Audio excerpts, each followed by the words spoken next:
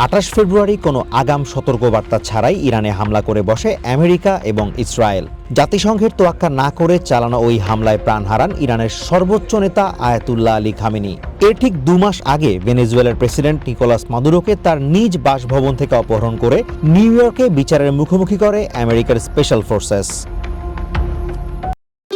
ভবিষ্যৎ হোক নিরাপদ, বিনিয়োগ হোক বিশ্বস্ত, আর আমার পছন্দ সল্ট বে। ওয়েলকাম টু সল্ট বে।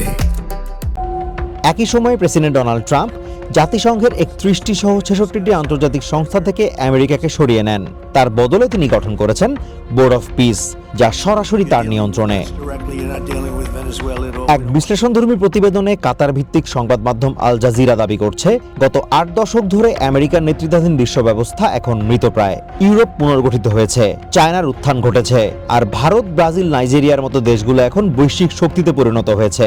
দ্বিতীয় বিশ্বযুদ্ধ যে সমঝোতা সনদের মধ্য দিয়ে শেষ হয়, সেই সনদের মাধ্যমে বর্তমান বিশ্ব পরিস্থিতি নিয়ন্ত্রণ সম্ভব নয়। প্রতিবেদনে আরও দাবি করা হয়েছে, পরিস্থিতির উন্নতির লক্ষ্যে সংস্কারের কোনো বিকল্প নেই। শুরুটা হতে পারে জাতিসংঘের সদর দপ্তর নিউ ইয়র্ক থেকে সরিয়ে নেওয়ার মাধ্যমে। জেনেভা, ভিয়েনা কিংবা নাইরোবি হতে পারে নতুন ঠিকানা। এমনকি বার্বাডোস বা মরিশাসের মতো ছোট দ্বীপ রাষ্ট্রগুলোতে সদর দপ্তর স্থাপন করলে তা যদি শক্তিশালী নাও হয়, সেটি হবে বিপন্ন দেশগুলোর জন্য নতুন এক আশার প্রতীক। শুধু স্থান পরিবর্তন নয়, প্রয়োজন অর্থায়নের নতুন পদ্ধতি নিরূপণ করা। জাতিসংঘের ২২% বাজেটের জন্য আমেরিকার ওপর নির্ভরশীলতা সংস্থাটিকে ওয়াশিংটনের দাবার ঘুঁটিতে পরিণত করেছে। চায়না, ইউরোপিয়ান ইউনিয়ন এবং উন্নয়নশীল অর্থনীতিগুলোকে এখন অর্থের যোগান দেওয়ার দায়িত্ব নিতে হবে। মূলত বৈশ্বিক বিষয়গুলোর ক্ষেত্রে আমেরিকার ওপর নির্ভরশীলতা কমিয়ে সম্ভব হলে শূন্যে নামিয়ে এনে বিশ্বকে নিজেদের ভাগ্য নিজেদেরই গড়ার পরামর্শ দেওয়া হয়েছে প্রতিবেদনটিতে।